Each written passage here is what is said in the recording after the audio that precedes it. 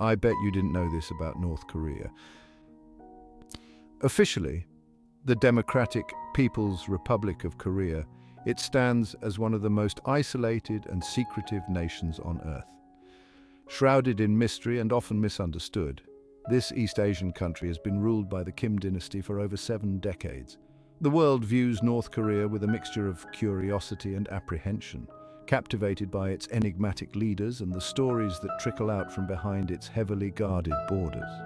The Democratic People's Republic of Korea remains an enigma, a place where that passage of time seems to have followed a different rhythm, untouched by the currents that shape the rest of the world. Despite its isolation, North Korea commands the attention of the international community, primarily due to its nuclear ambitions and human rights record. The country's pursuit of nuclear weapons has led to numerous sanctions and diplomatic standoffs, while reports of widespread human rights abuses continue to raise alarm bells worldwide. Understanding North Korea, its people, and its leadership is crucial to navigating the complexities of this reclusive nation on the world stage. I bet you didn't know this about Kim Jong-il.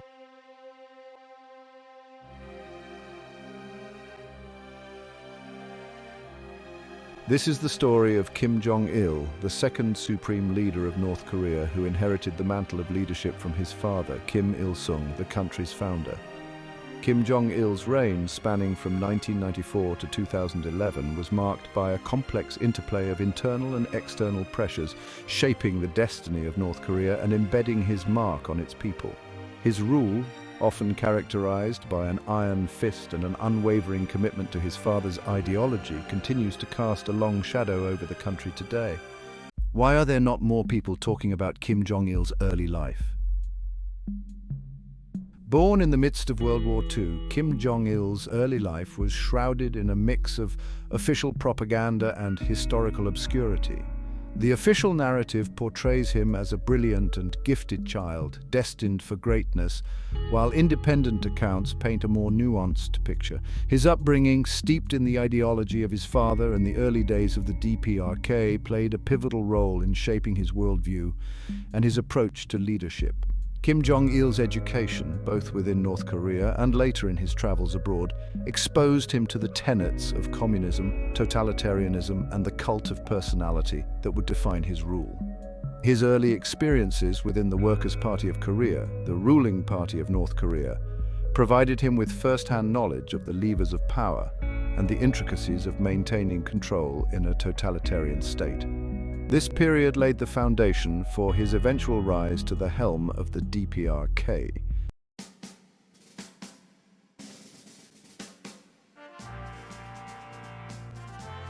However, beyond the official narrative, Kim Jong-il's personal life remained largely hidden from public view. Rumors and speculation abounded about his private affairs, his alleged extravagance, and his rumored fascination with Western films and culture. These glimpses into his personal life, though often unverified, provided a stark contrast to the austere and tightly controlled image projected by the North Korean state. I bet you didn't know how meticulously Kim Jong-il's rise to power was planned.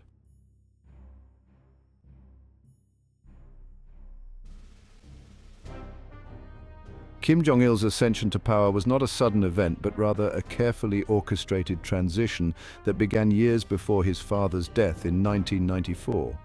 Throughout the 1970s and 1980s, Kim Jong-il was strategically positioned in key roles within the Workers' Party of Korea, gaining experience and consolidating his authority. This period, often referred to as the succession period, saw Kim Jong-il gradually assume control over the military, the propaganda machine, and the country's economic policies. Kim Il-sung, revered as the eternal president even after his death, played a crucial role in shaping his son's path to leadership. He instilled in Kim Jong-il the principles of Juche, North Korea's official state ideology emphasizing self-reliance, and the importance of maintaining the Kim family's grip on power. This father-son dynamic, shrouded in both reverence and political maneuvering, formed the bedrock of North Korea's political landscape.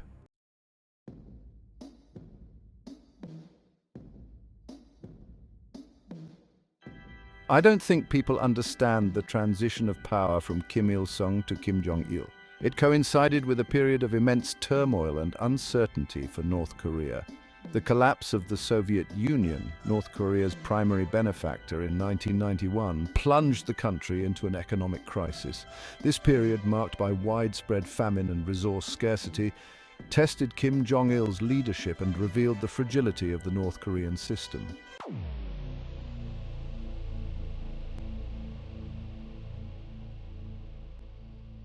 What's something people don't know about Kim Jong-il's rule? His nearly two-decade reign left his imprint on North Korea, shaping its destiny and cementing its image as a global pariah.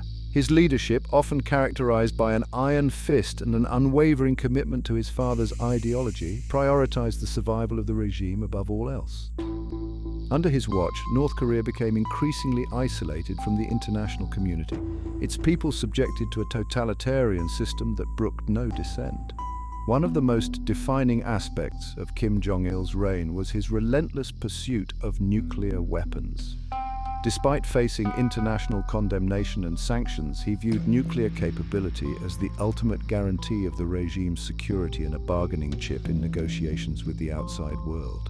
His nuclear ambitions, fueled by a deep-seated mistrust of the United States and its allies, would have far-reaching consequences for regional stability and global security.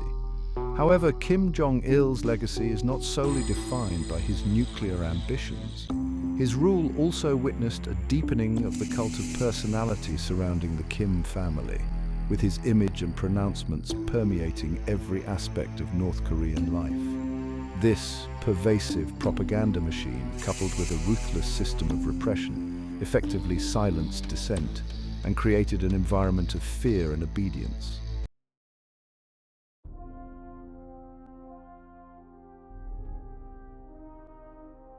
I'm sure you've heard the news. Kim Jong-il's official biography claims his birth took place on February 16, 1942, amidst the rugged peaks of Mount Paektu, a sacred mountain in Korean mythology. This narrative, steeped in symbolism and designed to cultivate an aura of destiny around the future leader, paints a picture of a miraculous birth heralding the arrival of a great leader.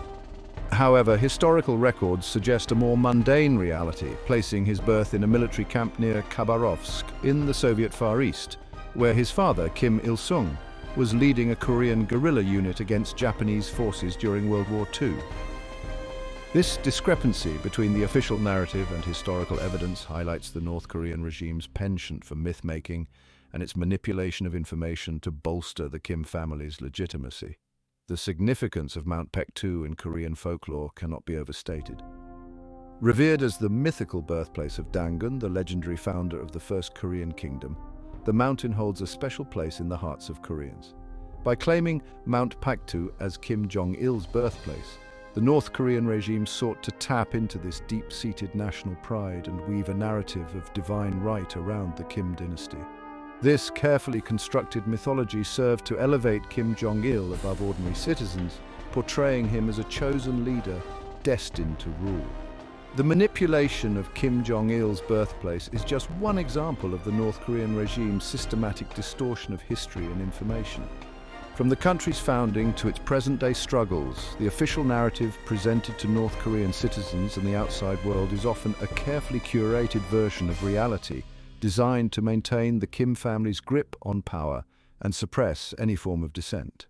This pervasive culture of secrecy and control makes it challenging to separate fact from fiction when studying North Korea, requiring careful analysis and a healthy dose of skepticism. This is going to blow your mind. Kim Jong-il's early childhood was shaped by the tumultuous years of World War II and the subsequent division of Korea. Growing up in the Soviet Far East provided a degree of safety and stability during those uncertain times. While his father, Kim Il-sung, was engaged in guerrilla warfare against the Japanese, Kim Jong-il, known then by his Russian name Yuri Irsenovich Kim, experienced a relatively comfortable upbringing, shielded from the hardships faced by many Koreans during the war. This period of relative normalcy would be short-lived as geopolitical forces soon intervened, setting the stage for Kim Jong-il's return to Korea and his immersion into the world of his father's revolutionary politics. Life in the Soviet Union exposed Kim Jong-il to a society vastly different from the one his father envisioned for North Korea. He attended school alongside Soviet children, learning Russian and absorbing the principles of Marxist-Leninist ideology. This early exposure to Soviet communism undoubtedly influenced his worldview, but it was the idealized version of his father's revolutionary struggle, conveyed through stories and propaganda, that truly captivated his imagination. Kim Il-sung's heroic exploits against the Japanese, amplified through the lens of North Korean mythology, cast a long shadow over his son's upbringing, instilling in him a sense of destiny and a desire to follow in his father's footsteps. The Soviet Union's role in shaping Kim Jong-il's early life extended beyond providing a safe haven. The Soviet Union played a pivotal role in installing Kim Il-sung as the leader of North Korea after the war, recognizing him as a reliable communist ally in the region. This backing from a global superpower provided Kim Il-sung with the necessary support to consolidate his power and establish the foundations of the North Korean state, a state that would be inextricably linked to the Kim Dynasty. Kim Jong-il's destiny was thus intertwined with the complex geopolitical realities of the Cold War as he grew up in the shadow of his father's Soviet-backed regime. I bet you didn't know how the early years of Kim Jong-il were shaped by revolution and upheaval.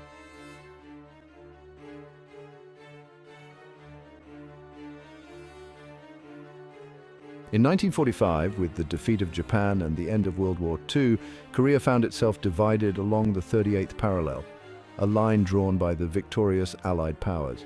The Soviet Union occupied the North, while the United States took control of the South. This division marked the beginning of the Cold War's intrusion into the Korean peninsula, setting the stage for the Korean War and the enduring division of the two Koreas. In this context of geopolitical upheaval, Kim Jong-il, at the tender age of 3, returned to a Korea vastly different from the one his parents had known. Kim Il-sung, now installed as the leader of the newly established Democratic People's Republic of Korea, wasted no time in shaping the North in his image. He embarked on a ruthless campaign to consolidate his power, eliminating political rivals and establishing a one-party state under the control of the Workers' Party of Korea. This brutal consolidation of power created a climate of fear and obedience, as any opposition to Kim Il-sung's rule was swiftly and mercilessly crushed.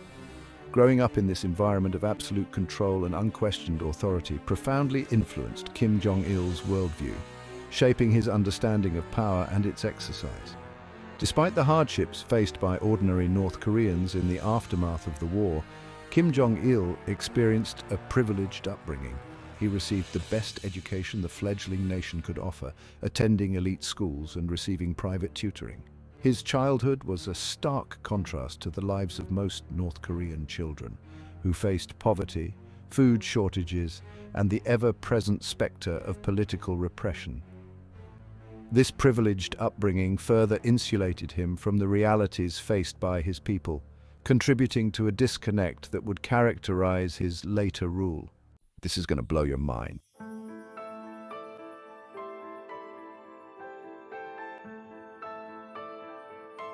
In 1950, tensions between North and South Korea, fueled by ideological differences and the machinations of their respective Cold War patrons, erupted into the Korean War. The conflict, a brutal and costly affair, pitted brother against brother and left the Korean peninsula in ruins. For Kim Jong-il, then 8 years old, the war represented a dramatic intrusion into his relatively sheltered life. He was evacuated to China for safety, spending the war years away from the front lines, but undoubtedly absorbing the propaganda and narratives surrounding the conflict. The Korean War, often portrayed in North Korea as a heroic victory against imperialist aggression, would become a defining moment in the country's history, shaping its national identity and fueling its militarization for decades to come. During his time in China, Kim Jong-il continued his education, attending school and further immersing himself in communist ideology.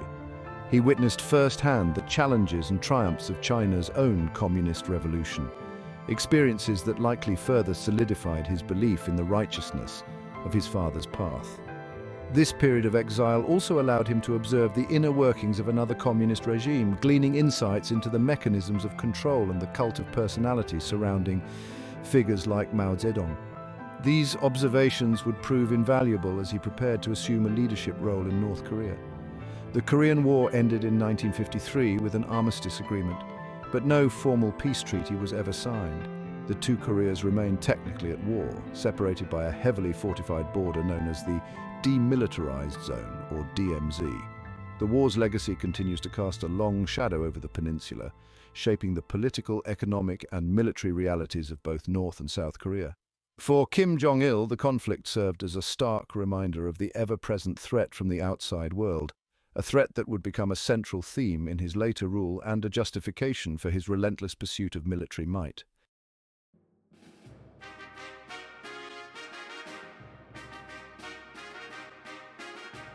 With the conclusion of the Korean War, Kim Jong-il returned to a devastated but defiant North Korea. The country lay in ruins, its infrastructure shattered and its people exhausted from years of conflict. Yet amidst the rubble, Kim Il-sung's regime remained firmly in control, determined to rebuild the nation according to its own ideological blueprint. Kim Jong-il, now a teenager, re-entered this world of revolutionary fervor and unquestioned obedience, his destiny intertwined with the fate of the DPRK and the ambitions of his father. Kim Il-sung, ever the astute politician, recognized the importance of grooming a successor to ensure the continuity of his regime. He began subtly elevating Kim Jong-il within the ranks of the Workers' Party of Korea, positioning him for a future leadership role. Kim Jong-il's ascent through the party ranks was carefully orchestrated, each step designed to provide him with experience and build a power base loyal to him personally. This period marked the beginning of his formal indoctrination into the intricacies of North Korean politics, a crash course in the art of maintaining absolute control in a totalitarian state. His early assignments within the party focused on propaganda and ideology, areas deemed crucial for shaping the hearts and minds of the North Korean people. Kim Jong-il excelled in these roles, demonstrating a keen understanding of the power of information control and the importance of cultivating a cult of personality around his father. He played a key role in developing and disseminating the regime's narrative of a heroic Korea standing defiant against a hostile world, a narrative that resonated deeply with a population scarred by war and eager for stability.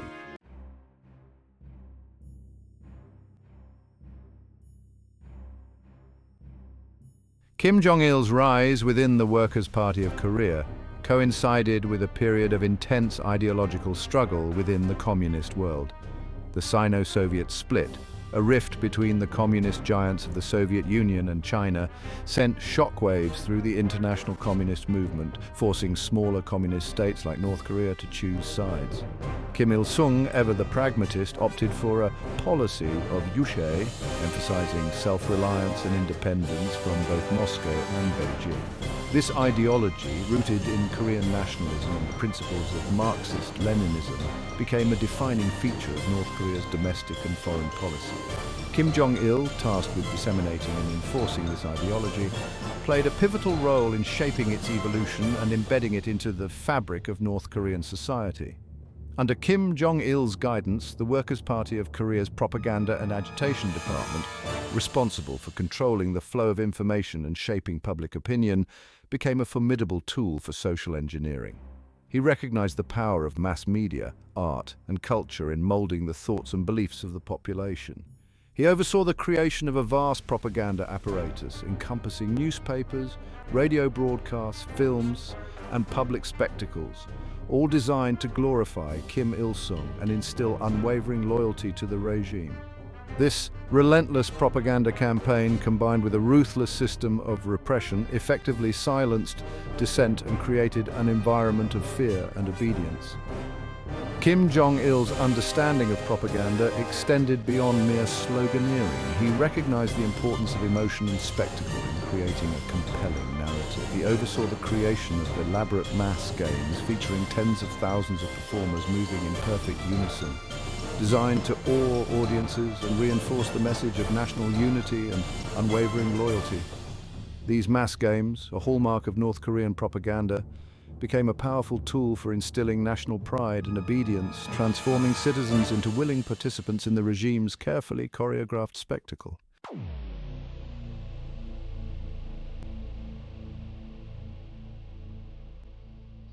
Why are there not more people talking about the seeds of totalitarian thought in North Korea? As Kim Jong-il immersed himself in the intricacies of North Korean politics and propaganda, his own ideological beliefs began to take shape. He embraced the core tenets of his father's Juche philosophy, emphasizing self-reliance and unwavering loyalty to the supreme leader.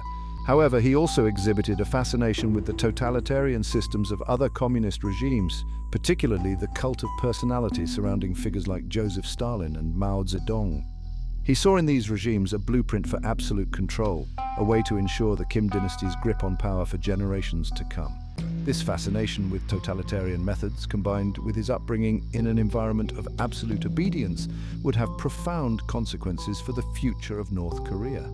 Kim Jong-il's early writings and speeches reveal a deep mistrust of the outside world, particularly the United States and its allies. He viewed the West as inherently hostile to North Korea's socialist system, determined to undermine its independence and overthrow the Kim regime. This siege mentality, fueled by propaganda and the legacy of the Korean War, shaped his worldview and justified his later emphasis on military strength and self-reliance. He believed that only through unwavering military might could North Korea deter foreign aggression and ensure its survival. As he rose through the ranks of the Workers' Party of Korea, Kim Jong-il surrounded himself with loyalists who shared his ideological convictions and his ambition for absolute control. He began consolidating his power within the party, purging potential rivals and installing his own people in key positions. This process of political maneuvering, often brutal and unforgiving, solidified his grip on the levers of power and paved the way for his eventual succession as North Korea's supreme leader.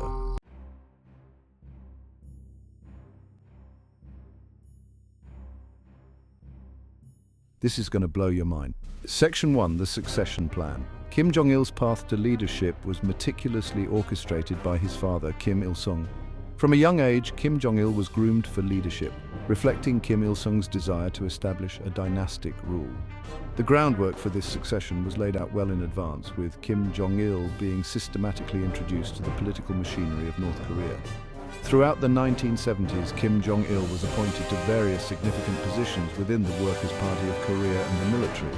These roles were not merely ceremonial, but provided him with crucial experience and a platform to build his network. By the end of the decade, he was widely recognized as his father's heir apparent, a status reinforced by his increasing visibility in state media and at public events. Kim Il-sung's strategy also involved promoting the cult of personality around his son. Just as Kim Il-sung was deified, Kim Jong-il was portrayed as a near-divine figure predestined to lead. This narrative was crucial in legitimizing Kim Jong-il's future leadership in the eyes of the North Korean populace, ensuring a seamless transition of power. The 1980 Workers' Party Congress marked a significant milestone in the succession plan. During this Congress, Kim Jong-il was officially introduced as the future leader, solidifying his position within the party and the military. This move removed any doubts regarding the succession and was a clear signal to both the domestic audience and the international community about the continuity of the Kim dynasty.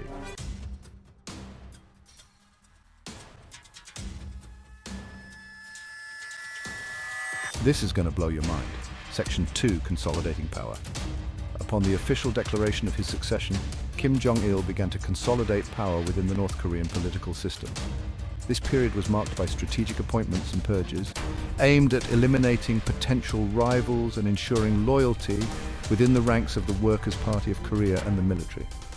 Kim Jong-il's approach to consolidating power involved a combination of rewards and punishments. Loyalists were rewarded with lucrative positions and privileges, while those perceived as threats were systematically marginalized or eliminated. This created a culture of fear and obedience, reinforcing his authority.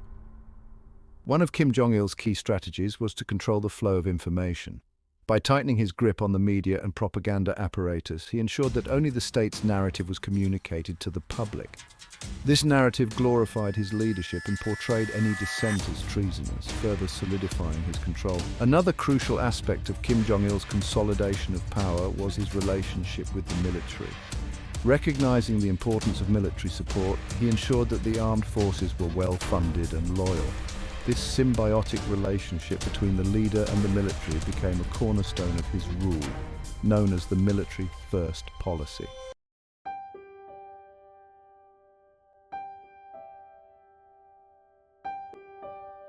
This is going to blow your mind. With his position secure, Kim Jong-il began to expand his influence both domestically and internationally. Domestically, he focused on reinforcing the cult of personality around himself and his father. This involved extensive use of propaganda to portray the Kim family as the saviors and protectors of North Korea. Internationally, Kim Jong-il sought to navigate the complex geopolitical landscape of the Cold War. He aimed to maintain North Korea's independence while leveraging relationships with both the Soviet Union and China. This delicate balancing act was crucial for securing aid and support from these communist allies. Kim Jong-il also sought to expand North Korea's influence in the developing world. By providing military and technical assistance to various countries, North Korea attempted to position itself as a leader of the global socialist movement. This strategy was aimed at countering the influence of the United States and its allies. Despite these efforts, Kim Jong-il faced significant challenges on the international stage. The collapse of the Soviet Union in the early 1990s deprived North Korea of its most crucial ally and benefactor, leading to a period of economic hardship and isolation. This event would have profound implications for Kim Jong-il's rule and the future of North Korea.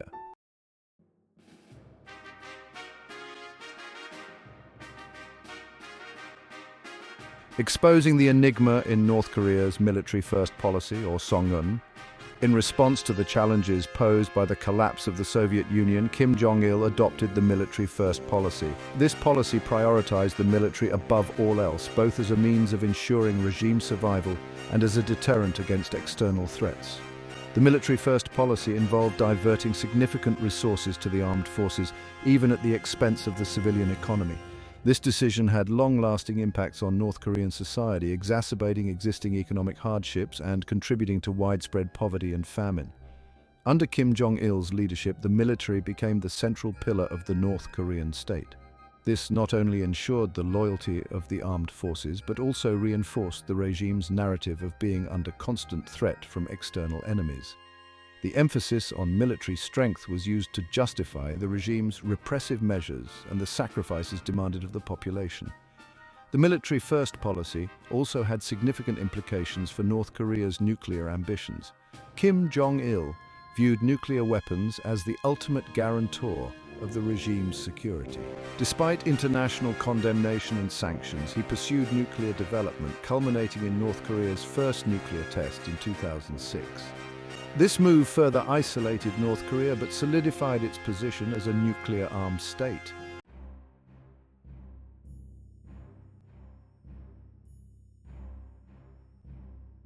Kim Jong-il's mastery of propaganda was a critical component of his rise to power.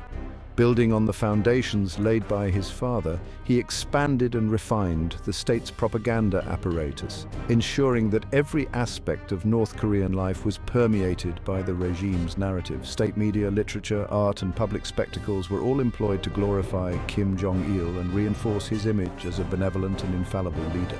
This omnipresent propaganda served to create a cult of personality that demanded absolute loyalty and obedience from the population. One of the most striking manifestations of Kim Jong-il's propaganda efforts was the Arirang Festival, also known as the Mass Games. These grandiose events featured tens of thousands of performers and were meticulously choreographed to display scenes of national pride, unity, and loyalty to the leader. The Mass Games were a powerful tool for instilling a sense of collective identity and reinforcing the regime's control. Kim Jong-il also utilized propaganda to portray North Korea as a paradise under his leadership. This narrative contrasted sharply with the reality of widespread poverty and repression, but was crucial in maintaining the regime's legitimacy. The state's control over information ensured that dissenting voices were silenced and that the official narrative was the only one heard by the North Korean people.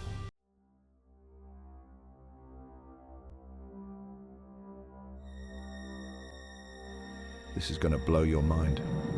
The collapse of the Soviet Union in 1991 was a turning point for North Korea and Kim Jong-il's rule. The Soviet Union had been North Korea's primary ally and economic benefactor, providing essential support and aid. Its dissolution left North Korea isolated and economically vulnerable. The immediate aftermath of the Soviet collapse saw a dramatic reduction in aid and trade with North Korea. This loss of support precipitated a severe economic crisis, exacerbating the already difficult conditions faced by the North Korean populace. The regime's inability to address these challenges led to widespread famine and suffering. Kim Jong-il responded to this crisis by doubling down on the military-first policy and tightening his control over the country. He framed the economic hardships as the result of external aggression and sanctions, using this narrative to justify further sacrifices from the population and to reinforce the regime's grip on power. Internationally, Kim Jong-il sought to navigate the post-Cold War landscape by engaging in limited diplomacy with other countries. However, his primary focus remained on maintaining the regime's security through military strength and self-reliance, principles that had been deeply ingrained in him throughout his rise to power.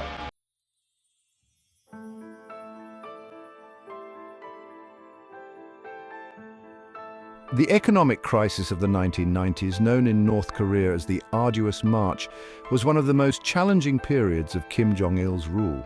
The combination of lost Soviet aid, natural disasters, and systemic inefficiencies plunged the country into a severe famine that claimed the lives of hundreds of thousands, if not millions, of North Koreans. The regime's response to the famine was characterized by denial and repression. Rather than seeking international help, Kim Jong-il prioritized maintaining the regime's image and control. The state-controlled media downplayed the severity of the crisis, and any attempts to discuss or address the famine openly were met with harsh punishment. Despite this, the international community became increasingly aware of the humanitarian disaster unfolding in North Korea. Various international organizations and countries offered aid, but the regime's reluctance to accept assistance on terms that could undermine its authority limited the effectiveness of these efforts. The famine had profound impacts on North Korean society. It weakened the regime's control over the population, as survival instincts drove many to engage in illegal trading and other activities outside the state's control. This period planted the seeds for a nascent market economy, a development that would have significant implications for North Korea's future.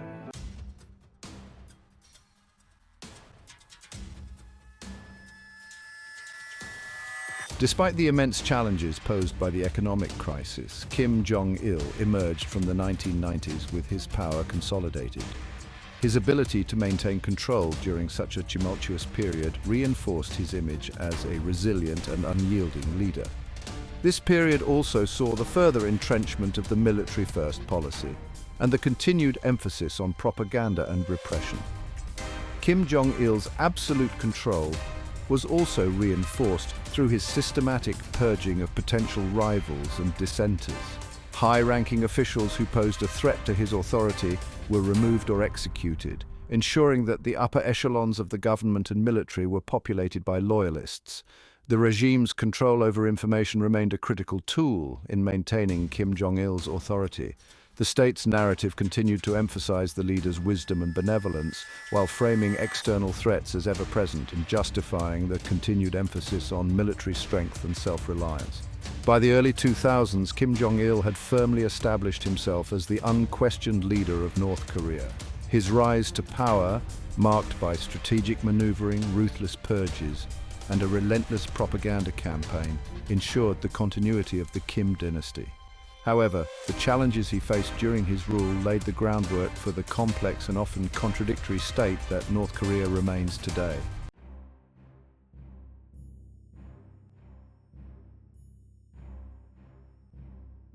I bet you didn't know how Kim Jong-il's grip on North Korea tightened as the 20th century drew to a close. The famine, while devastating, had paradoxically strengthened his control in some ways by demonstrating the regime's willingness to prioritize its own survival at any cost. It instilled a deep sense of fear in the populace.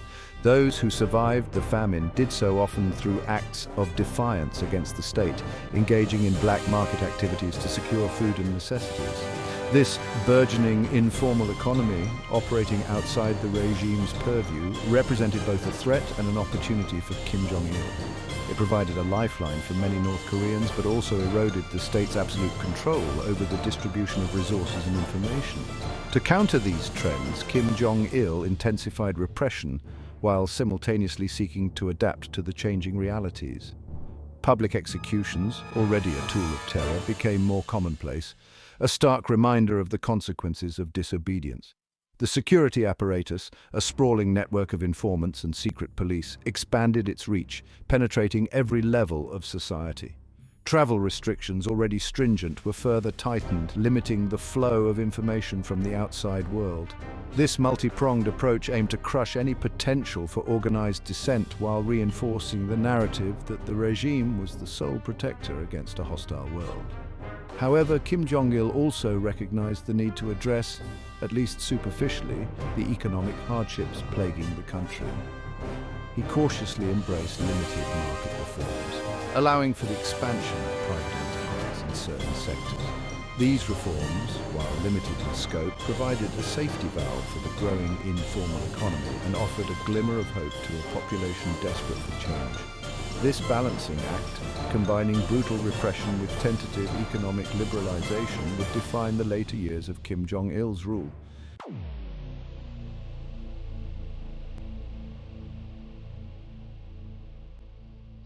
Exposing the fear in North Korea. At the heart of Kim Jong-il's regime lay a pervasive system of fear and repression. This system, inherited from his father and meticulously honed over decades, relied on a vast network of informants, secret police and prison camps to monitor and control the population.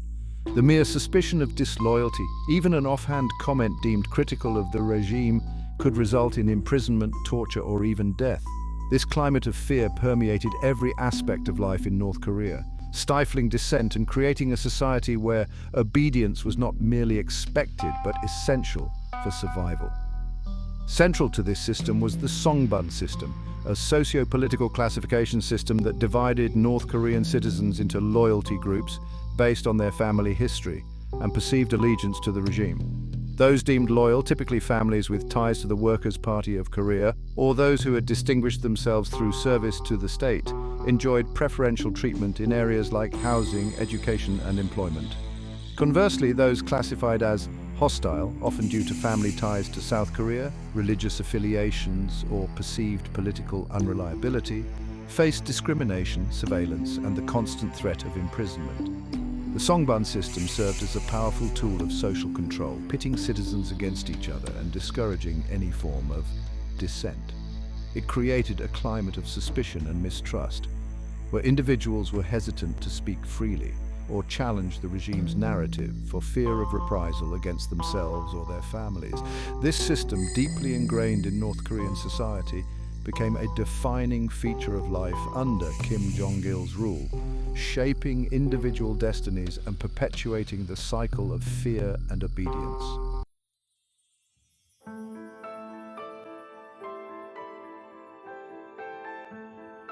One of the darkest chapters of Kim Jong-il's reign was the existence of a vast network of political prison camps, often compared to the Soviet gulags. These camps, known as Kwanli-so, held an estimated 80,000 to 120,000 political prisoners, including men, women, and children. Conditions within these camps were notoriously brutal, with inmates subjected to forced labor, starvation, torture, and summary executions. The camps served as a chilling reminder of the regime's ruthlessness and its willingness to eliminate any perceived threat, no matter how small. Survivors of the camps, those who managed to escape or were eventually released, have provided harrowing accounts of life within these closed-off worlds. They describe a system designed to break the human spirit, where inmates were subjected to unimaginable cruelty and deprivation. Forced labor, often in dangerous mines or on collective farms, was the norm, with prisoners working long hours with minimal food and rest. Torture was commonplace, used to extract confessions, punish perceived infractions, or simply to instill terror. The lucky ones died quickly, succumbing to starvation, disease, or the brutality of the guards. Others endured years of suffering, their minds and bodies broken by the experience. The North Korean government has consistently denied the existence of these political prison camps, dismissing reports from survivors and human rights organizations as fabrications. However, the evidence, including satellite imagery, survivor testimonies, and defector accounts, paints a clear and disturbing picture of a systematic and widespread system of human rights abuses. The camps, hidden from the world's view in remote mountainous regions, stand as a symbol of the brutality of Kim Jong-il's regime and the suffering inflicted upon those deemed enemies of the state.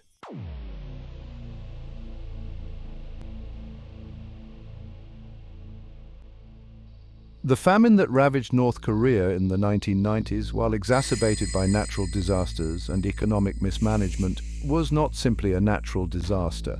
It was in many ways a man-made catastrophe, the result of Kim Jong-il's deliberate prioritization of the military and the regime's survival over the well-being of its citizens. The regime's control over food distribution, coupled with its reluctance to accept international aid on terms that could undermine its authority, transformed starvation into a weapon of control, used to subdue the population and eliminate potential rivals. The North Korean government operated a public distribution system, or PDS, responsible for distributing food rations to the population. However, this system, riddled with corruption and inefficiency, prioritized the needs of the military and the elite, leaving ordinary citizens with meager and often inadequate rations. As the famine worsened, these rations dwindled further, forcing many to resort to desperate measures to survive. People scavenged for edible plants, ate bark and grass, and even resorted to cannibalism in some cases. The regime's response, rather than acknowledging the crisis and seeking international assistance, was to tighten its grip, blaming the famine on external enemies and punishing those who dared to speak out. The famine had a devastating impact on North Korean society, killing an estimated 600,000 to 1 million people. It left a generation scarred by hunger and trauma, their physical and mental development stunted by years of deprivation. The famine also eroded trust in the regime, as citizens witnessed firsthand the consequences of its indifference to their suffering. This period of mass starvation, a dark stain on North Korea's history, stands as a chilling example of the human cost of Kim Jong-il's rule and his willingness to sacrifice the lives of millions to preserve his grip on power.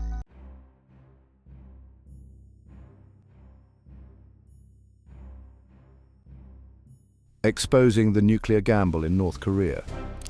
As the 21st century dawned, Kim Jong-il embarked on a risky gamble, the pursuit of nuclear weapons. Having witnessed the collapse of the Soviet Union and the fate of other dictators toppled by external forces, he calculated that a nuclear arsenal would provide the ultimate deterrent against foreign intervention and ensure the survival of his regime. This decision, driven by a deep-seated paranoia and a desire to project strength on the world stage, would have far-reaching consequences for North Korea's international standing and its relationship with the global community. North Korea's nuclear ambitions dated back to the Cold War era, but it was under Kim Jong-il that the program gained significant momentum. Despite facing international condemnation and sanctions, he poured resources into developing nuclear weapons and ballistic missile technology. He withdrew North Korea from the Treaty on the Non-Proliferation of Nuclear Weapons in 2003, signaling his defiance of international norms and his determination to acquire nuclear capabilities. This decision further isolated North Korea, leading to increased sanctions and diplomatic pressure from the United States and its allies. Kim Jong-il's nuclear gamble was a high-stakes game of brinkmanship designed to extract concessions from the international community and bolster his image as a strongman leader unafraid to challenge the West. He calculated that the possession of nuclear weapons would make North Korea too dangerous to attack, granting it a level of immunity from external pressure. This strategy, while successful in securing North Korea's status as a nuclear-armed state, came at a heavy price, further isolating the country and exacerbating the economic hardships faced by its people.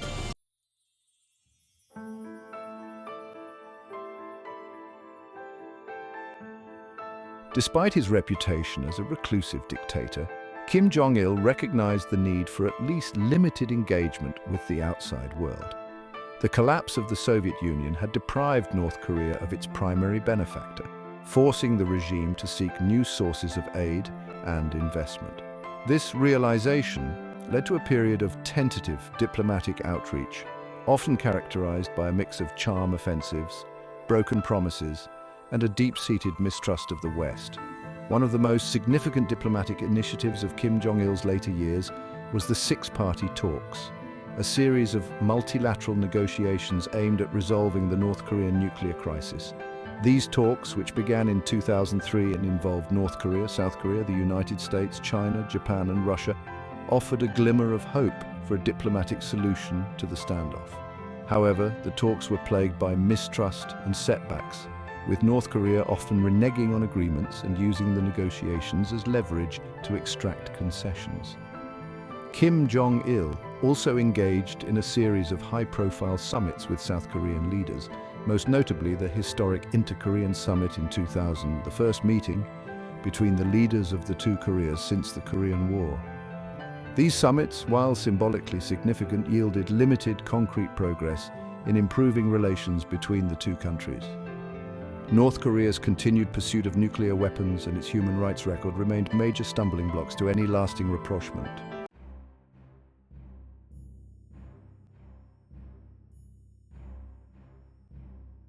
Kim Jong-il's diplomatic overtures were often accompanied by charm offensives, calculated attempts to soften North Korea's image and present a more palatable face to the world. He invited foreign dignitaries, journalists, and even celebrities to visit North Korea, offering them carefully curated glimpses into a country often shrouded in secrecy. These visits, while tightly controlled and stage-managed, were designed to counter the negative perceptions of North Korea and portray it as a misunderstood nation striving for peace and prosperity. However, these charm offensives were often undermined by North Korea's own actions. The regime continued to test ballistic missiles, engage in provocative military exercises, and make bellicose threats against its neighbors, particularly South Korea and the United States. These actions, coupled with North Korea's abysmal human rights record and its refusal to abandon its nuclear program, fueled international skepticism about the sincerity of Kim Jong-il's diplomatic overtures. The international community grew increasingly weary of North Korea's cycle of broken promises and provocations. Sanctions remained in place, limiting the regime's access to foreign currency and technology. Diplomatic efforts stalled, with North Korea seemingly more interested in extracting concessions than in finding a lasting solution to the nuclear standoff. Kim Jong-il's legacy as a diplomatic player would be one of missed opportunities, a mix of tentative steps towards engagement and a deep-seated mistrust that ultimately hindered any real progress.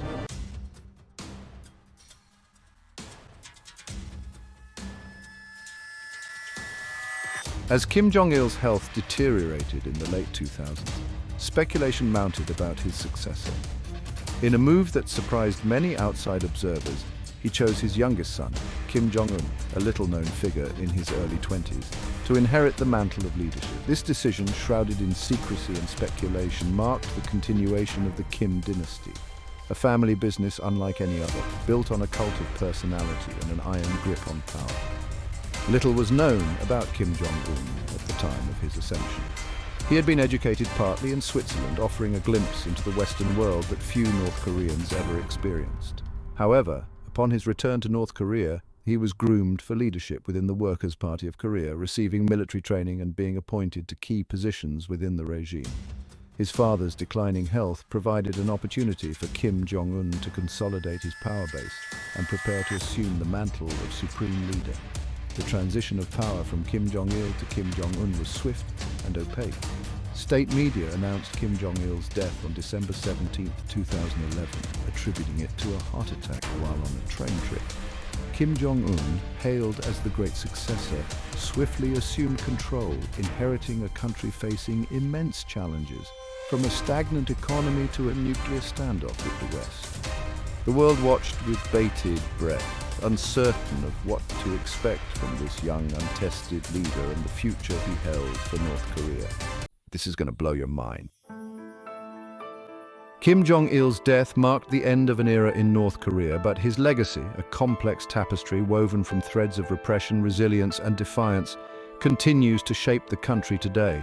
He ruled for 17 years, a period marked by both unimaginable hardship and a stubborn determination to survive against all odds. He left behind a nation deeply scarred by his rule, its people bearing the physical and psychological wounds of famine, isolation, and oppression. Under Kim Jong-il's watch, North Korea transformed into a nuclear-armed pariah state, feared and mistrusted by much of the world. His relentless pursuit of nuclear weapons, driven by a siege mentality and a desire to guarantee the survival of his regime, exacerbated the country's isolation and hindered its economic development. The sanctions imposed in response to North Korea's nuclear program, coupled with the regime's own economic mismanagement, left the country teetering on the brink of collapse. Yet, amidst the hardship and repression, there existed a remarkable resilience among the North Korean people. They endured famine, survived political purges, and navigated the complexities of a totalitarian state with remarkable resourcefulness and a quiet dignity. The informal economy, born out of necessity during the famine, continued to flourish, providing a lifeline for many and demonstrating a spirit of entrepreneurship that defied the regime's attempts at control.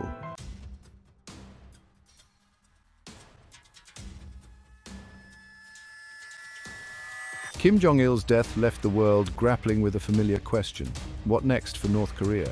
His son, Kim Jong-un, inherited a country facing immense challenges, internally and externally. The economy remained stagnant, the food supply precarious, and the threat of international sanctions ever present. The nuclear program, Kim Jong-il's enduring legacy, continued to cast a long shadow, shaping North Korea's relationship with the world and fueling tensions on the Korean peninsula. The international community watched with a mix of apprehension and cautious optimism as Kim Jong-un consolidated his power.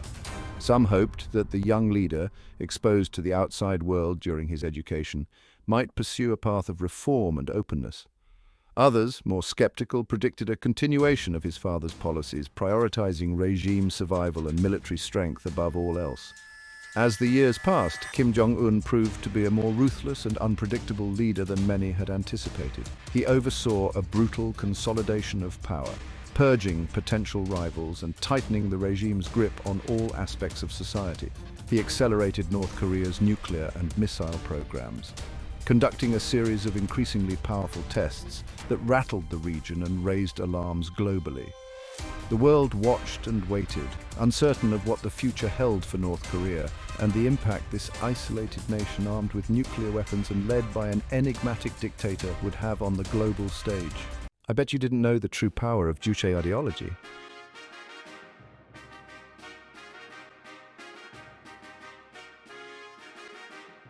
To understand Kim Jong-il's philosophies and mindset, one must delve into the core tenets of Juche, the official state ideology of North Korea, meticulously crafted by his father, Kim Il-sung.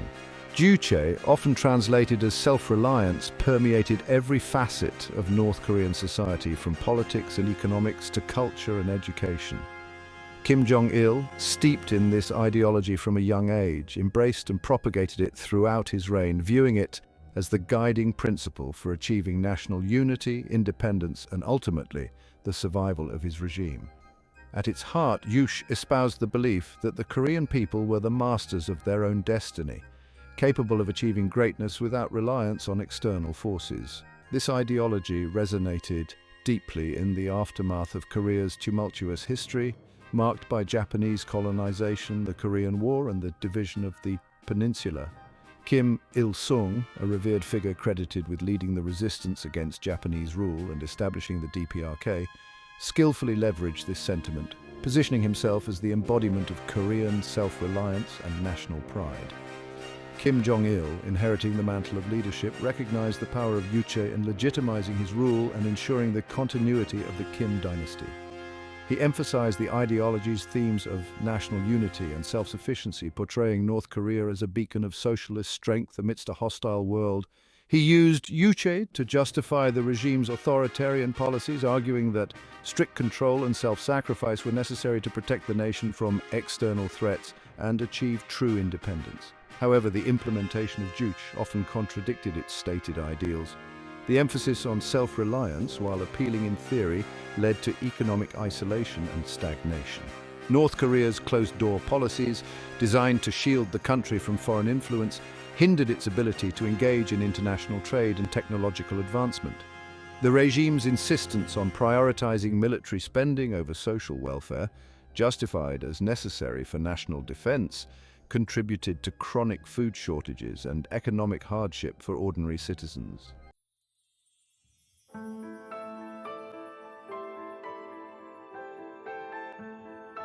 I'm sure you've heard the news. Kim Jong-il's philosophies and mindset were profoundly shaped by his relationship with his father, Kim Il-sung, the founder and eternal president of North Korea.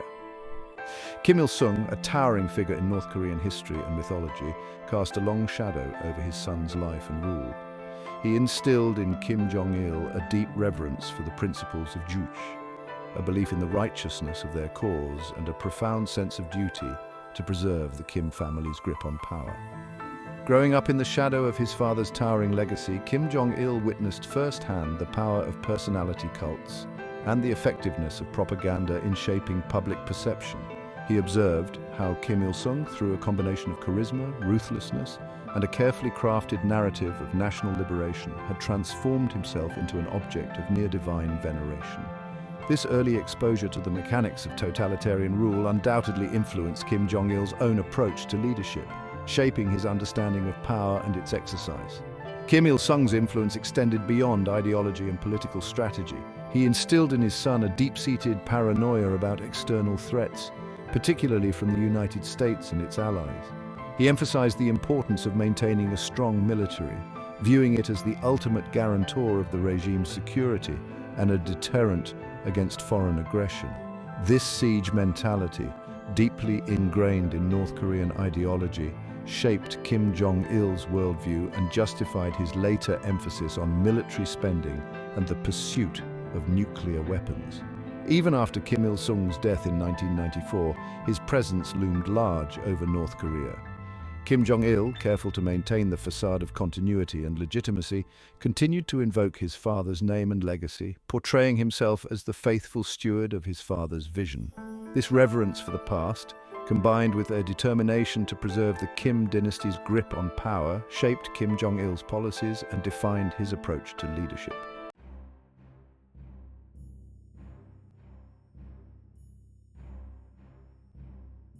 Why are there not more people talking about the military-first policy, known in Korean as Jong-un?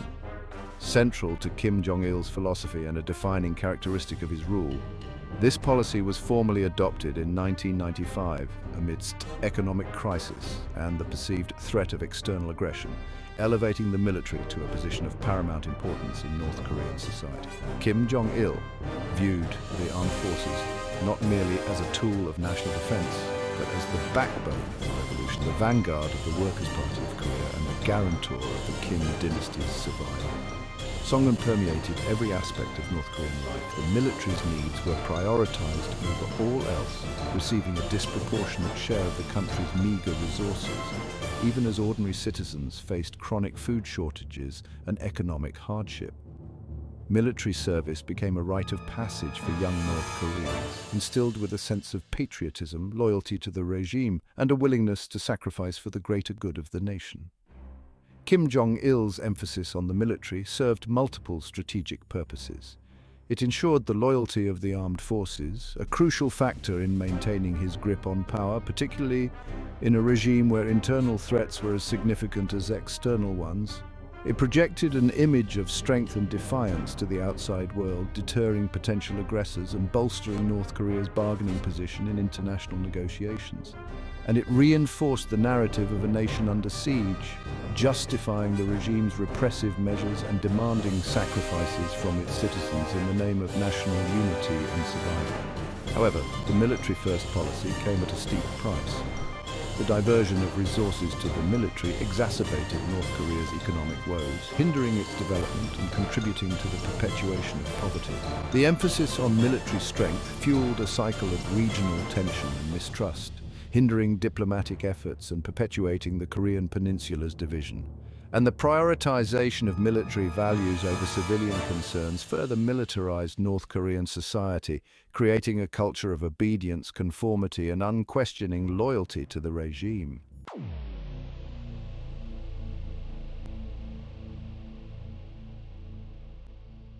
I bet you didn't know how deeply Kim Jong-il's philosophies were intertwined with a fortress mentality, a worldview shaped by North Korea's tumultuous history. and a profound sense of insecurity about its place in the world.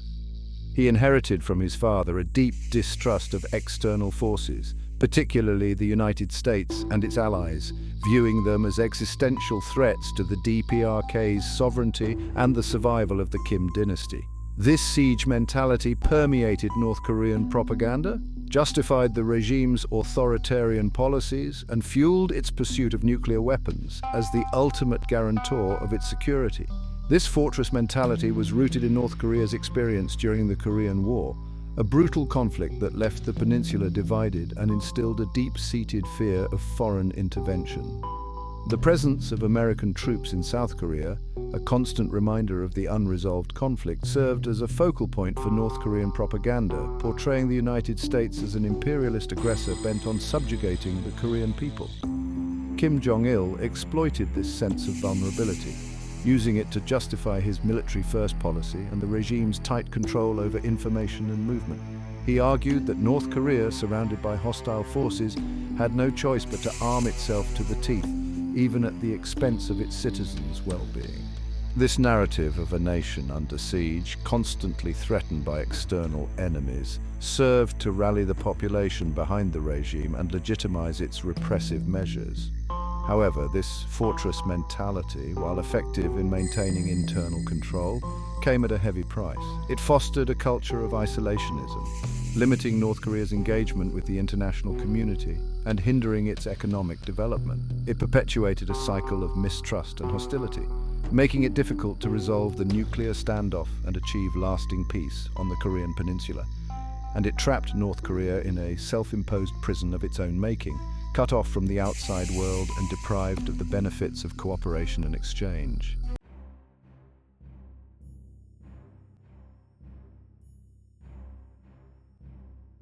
Why are there not more people talking about the pervasive cult of personality surrounding the Kim family? One of the most striking aspects of Kim Jong-il's rule was this carefully constructed edifice of propaganda, repression, and manufactured adulation that elevated him and his father, Kim Il-sung, to a status approaching divinity.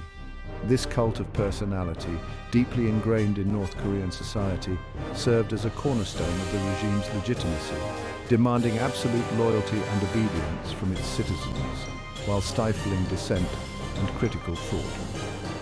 From a young age, Kim Jong-il was immersed in the mechanics of this cult, witnessing firsthand how his father had transformed himself into an object of near-religious worship. He learned the power of imagery, symbolism, and narrative in shaping public perception. He observed how Kim Il-sung, through a combination of charisma, ruthlessness, and a carefully curated narrative of national liberation, had become synonymous with the nation itself. Upon assuming power, Kim Jong-il continued and expanded upon this cult, ensuring that his image and pronouncements permeated every aspect of North Korean life. State media churned out a relentless stream of propaganda, glorifying his leadership, extolling his virtues, and attributing to him superhuman abilities and accomplishments. Statues, portraits, and murals bearing his likeness adorned every public space, a constant reminder of his omnipresent gaze. This cult of personality served multiple strategic purposes. It instilled a sense of awe and reverence for the Kim family, discouraging dissent and fostering unquestioning obedience. It provided a unifying force in a society riven by hardship and repression, offering a sense of shared purpose and national pride. And it legitimized the regime's authoritarian policies, portraying Kim Jong-il as a benevolent father figure acting in the best interests of his people, even when those actions resulted in widespread suffering.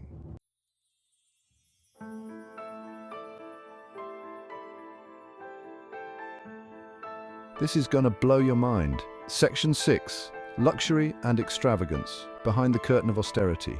While the majority of North Koreans endured chronic food shortages and economic hardship under Kim Jong-il's rule, he lived a life of extraordinary privilege and extravagance. This stark contrast between the regime's pronouncements of austerity and the leader's lavish lifestyle, while hidden from the public eye within North Korea, highlighted the hypocrisy at the heart of Kim Jong-il's regime and fueled resentment among those who suffered under his rule.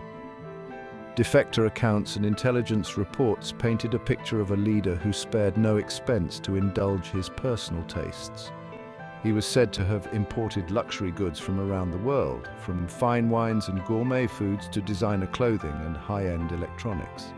He maintained a fleet of luxury vehicles, including Mercedes-Benz sedans and armored limousines, a stark contrast to the dilapidated vehicles that plied North Korea's poorly maintained roads. Kim Jong-il's extravagance extended beyond material possessions. He was rumored to have employed a large staff of personal attendants, chefs and entertainers dedicated to catering to his every whim. He maintained a network of opulent palaces and villas throughout the country, where he hosted lavish banquets and entertained foreign dignitaries, all while his people struggled to survive. This disconnect between Kim Jong-il's lifestyle and the realities faced by ordinary North Koreans remains a historical stain and reminder of the regime's hypocrisy and its willingness to prioritize the leader's comfort over the well-being of its citizens. It highlighted the inherent contradictions of a system that preached equality and self-sacrifice while perpetuating a system of privilege and exploitation for the elite few.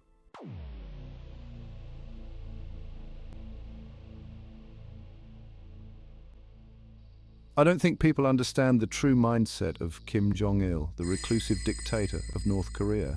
Trying to fully comprehend the inner workings of Kim Jong-il's mind is akin to staring into an abyss, a daunting and ultimately unknowable task. He was a man of contradictions, a reclusive dictator who craved the world's attention, a ruthless tyrant who could exhibit moments of surprising warmth and humor, a master manipulator who seemed driven by a deep-seated insecurity and fear. Those who met him, from foreign dignitaries to celebrity visitors, often came away with conflicting impressions. He could be charming and engaging, displaying a keen intellect and a surprising knowledge of world affairs. He was known for his love of movies, particularly Hollywood action films, and his fascination with Western culture, a stark contrast to the austere image projected by his regime. However, beneath this veneer of normalcy lay a deeply paranoid and ruthless dictator. He was obsessed with maintaining control, eliminating any perceived threat to his power, no matter how small. He presided over a system of repression and brutality that rivaled some of the worst totalitarian regimes in history, responsible for the deaths and suffering of millions of his own people. Kim Jong-il's legacy remains a subject of debate. He was a master of political survival, navigating the collapse of the Soviet Union, weathering economic crisis, and defying international pressure to secure his dynasty's grip on power. But he did so at a terrible cost, leaving behind a nation impoverished, isolated, and trapped in a cycle of repression and fear. His reign, a cautionary tale of unchecked power and the human cost of totalitarian ambition, serves as a reminder of the fragility of freedom and the importance of vigilance in the face of tyranny.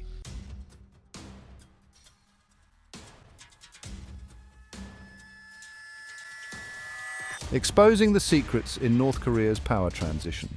Kim Jong-il's death in 2011 thrust his youngest son, Kim Jong-un, onto the world stage, inheriting a nation grappling with poverty, isolation, and a legacy of brutal repression. The transition of power, shrouded in secrecy and speculation, raised questions about the young leader's ability to maintain control over a regime built on a cult of personality and an iron fist. Many outside observers initially viewed Kim Jong-un, relatively inexperienced and untested, as a potential reformer, hoping he might steer North Korea toward a path of openness and economic liberalization.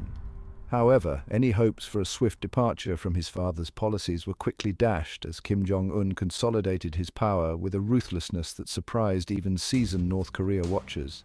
He purged high-ranking officials deemed disloyal, including his own uncle, Young Song-taek, once considered the second most powerful man in North Korea, executed on charges of treason in a chilling display of ruthlessness. This consolidation of power, characterized by fear and intimidation, solidified Kim Jong-un's grip on the levers of power, but also signaled a continuation, if not an intensification, of the regime's repressive tactics.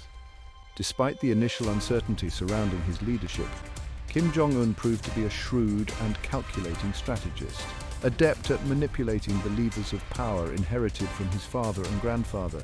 He embraced the military-first policy, prioritizing military spending and the development of North Korea's nuclear and ballistic missile programs. He understood the power of imagery and propaganda, cultivating his own cult of personality through carefully stage-managed public appearances and a relentless stream of state-controlled media glorifying his leadership. Am I the only one that didn't know about the extent of North Korea's human rights abuses under Kim Jong-un?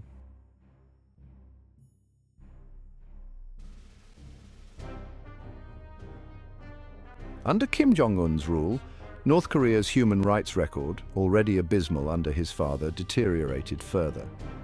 The regime tightened its grip on all aspects of society, expanding surveillance, restricting movement, and ruthlessly silencing dissent. The political prison camps, a chilling legacy of Kim Il-sung's rule, remained operational, holding an estimated 80,000 to 120,000 prisoners subjected to forced labor, torture, and other forms of inhumane treatment. The international community condemned North Korea's human rights abuses, but the regime, shielded by its isolation and its defiance of international norms, largely ignored these criticisms. The United Nations Commission of Inquiry on Human Rights in North Korea, established in 2013, documented a litany of abuses including extermination, enslavement, torture, imprisonment, rape, forced abortions, and other acts of sexual violence, concluding that these crimes against humanity were without parallel in the contemporary world. Kim Jong-un's regime targeted not only domestic dissent, but also those perceived as threats from abroad, including defectors and their families.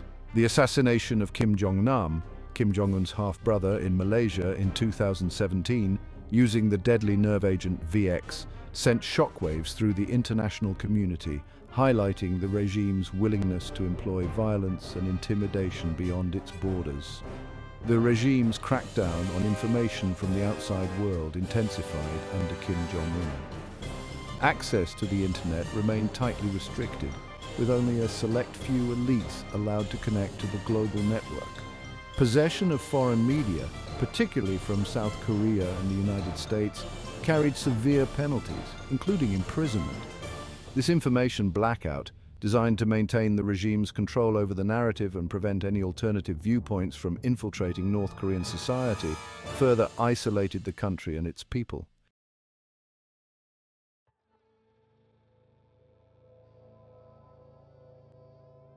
Kim Jong-il's pursuit of nuclear weapons, a defining characteristic of his rule and a source of international tension for decades, reached its culmination under his son's leadership. Kim Jong-un, determined to solidify North Korea's status as a nuclear power and leverage it for diplomatic and strategic gain, accelerated the country's nuclear and ballistic missile programs, defying international sanctions and condemnation. Under Kim Jong-un's watch, North Korea conducted its fourth, fifth, and sixth nuclear tests in 2016 and 2017, each test more powerful than the last, demonstrating significant advancements in its nuclear capabilities.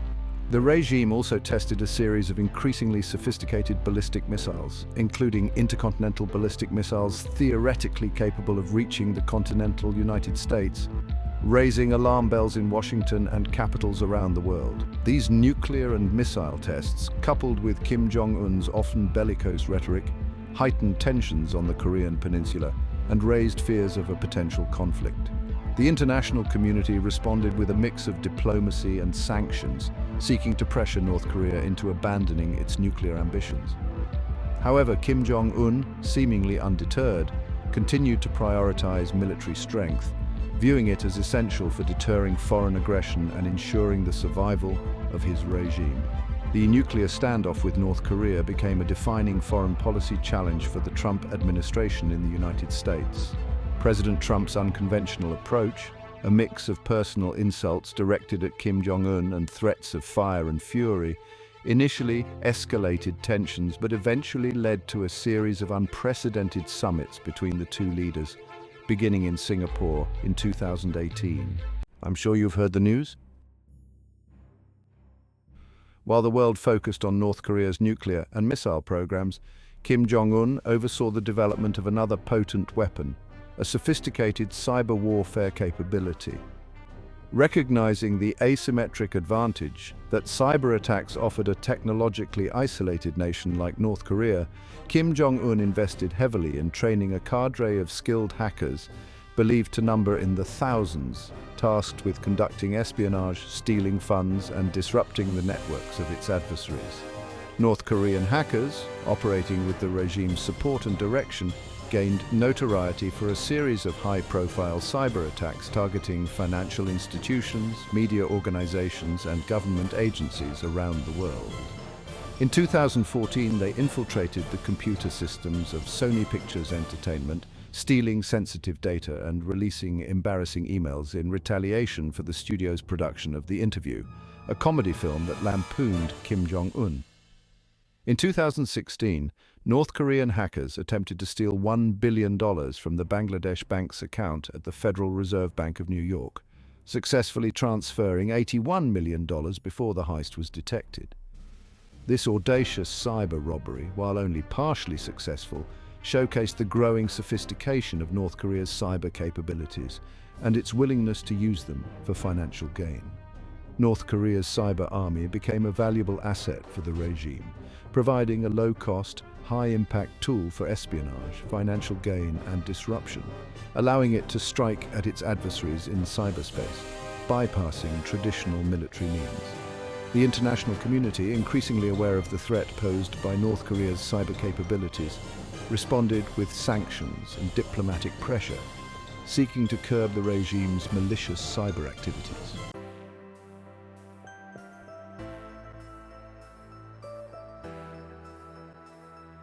Why are there not more people talking about the economic changes in North Korea? Despite the regime's prioritization of military spending and its defiance of international sanctions, Kim Jong-un oversaw a period of modest economic growth in North Korea. Recognizing the need to improve the lives of ordinary citizens, both to maintain social stability and to bolster his own legitimacy, Kim Jong-un implemented a series of cautious economic reforms, allowing for greater private sector activity while maintaining the state's dominance over key industries. These reforms, while limited in scope and carefully controlled by the regime, led to a noticeable increase in the availability of consumer goods and services in North Korea. Private markets, once relegated to the shadows, expanded, offering citizens greater access to food, clothing, and other necessities. The construction industry boomed, fueled by government projects and a growing demand for housing and commercial buildings. This nascent economic liberalization, driven by a combination of necessity and pragmatism, offered a glimmer of hope for a country long mired in poverty and isolation. However, it remained unclear whether these reforms represented a genuine shift towards a more market-oriented economy or simply a tactical maneuver by the regime to alleviate economic pressure while maintaining its grip on power. The impact of these economic changes on the lives of ordinary North Koreans was uneven. While some benefited from the increased availability of goods and services and the opportunities provided by the expanding private sector, many others, particularly those living in rural areas or lacking connections to the ruling elite, continued to struggle with poverty and food insecurity. The regime's tight control over information and movement limited the potential for these economic gains to translate into broader societal change.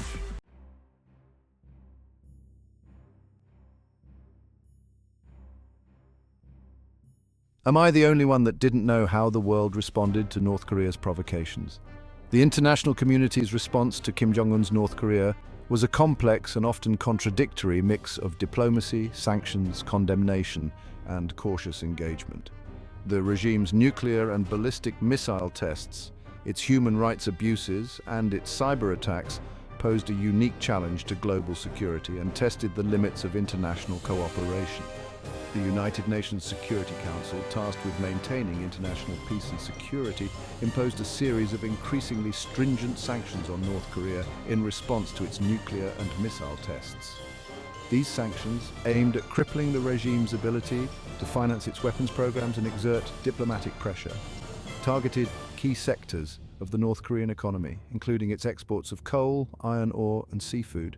Despite these efforts, the sanctions regime was often hampered by a lack of enforcement, particularly from China, North Korea's largest trading partner and a crucial source of economic and diplomatic support. China, while officially committed to denuclearization on the Korean peninsula, remained wary of destabilizing its neighbor and reluctant to take actions that could lead to the collapse of the Kim regime. The United States, under both the Obama and Trump administrations, engaged in a mix of diplomatic outreach and military posturing in an attempt to curb North Korea's nuclear ambitions and deter its provocations. The Trump administration's approach, characterized by personal diplomacy between President Trump and Kim Jong-un, led to a series of historic summits, but these ultimately failed to produce a breakthrough agreement on denuclearization. You need to watch this if you struggle with understanding the complexities of North Korea's leadership.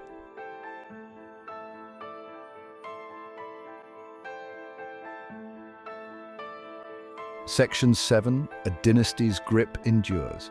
As Kim Jong-un's rule enters its second decade, the Kim Dynasty's grip on power in North Korea appears as firm as ever. Despite facing international condemnation, crippling sanctions, and chronic economic challenges, the regime has shown a remarkable ability to adapt, survive, and even thrive in the face of adversity. Kim Jong-un, having consolidated his power and silenced dissent, has emerged as a more ruthless and unpredictable leader than many anticipated. He has defied expectations, both domestically and internationally, playing a weak hand skillfully on the world stage. He has accelerated North Korea's nuclear and missile programs, transforming the country into a de facto nuclear power, a status that has granted it a degree of immunity from external pressure. The future of North Korea under Kim Jong-un remains uncertain. The country faces a multitude of challenges, from a stagnant economy to the threat of further international isolation. The nuclear standoff with the United States and its allies persists, a constant source of tension and a potential flashpoint for conflict. The human rights situation remains dire, with no end in sight to the regime's repression.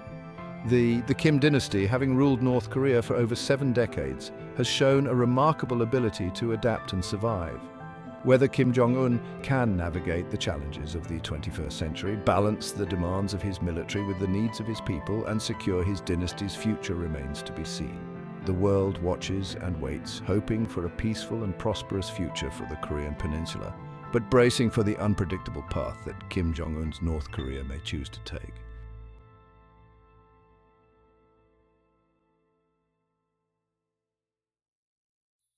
The curtain falls. On December 17, 2011, the world received news that sent shockwaves through the global community. Kim Jong-il, the enigmatic dictator who had ruled North Korea with an iron fist for 17 years, was dead. The official announcement, delivered with somber gravitas on North Korean state television, attributed his demise to a heart attack suffered while on a train trip, adding another layer of mystery to a life already shrouded in secrecy and speculation. The news, while unexpected, had been foreshadowed by years of speculation about Kim Jong-il's declining health, fueled by his gaunt appearance and increasingly infrequent public appearances. The world watched with bated breath as North Korea entered a period of official mourning, a carefully choreographed display of grief designed to reinforce the cult of personality surrounding the Kim dynasty. State media broadcast images of weeping citizens, their faces contorted in theatrical displays of sorrow as they paid their respects to the departed leader. Kim Jong-un, the young and untested heir apparent, presided over the elaborate funeral proceedings, his demeanor a mix of grief and steely resolve, signaling the transition of power to a new generation. Kim Jong-il's death, while marking the end of an era in North Korea, did not bring about the dramatic changes that many outside observers had predicted. The regime, built on a foundation of repression, propaganda, and a cult of personality, proved remarkably resilient, adapting to the leadership transition with a mix of ruthlessness and political maneuvering. Kim Jong-un, despite his youth and relative inexperience, quickly consolidated his power, purging potential rivals and tightening the regime's grip on all aspects of society. Brought to you by Verum Magazine and Kayleen Peoples, Editor-in-Chief, all images fall under the Fair Use Act of 1976. We hope you enjoyed episode 5 of our docuseries. Please like and subscribe.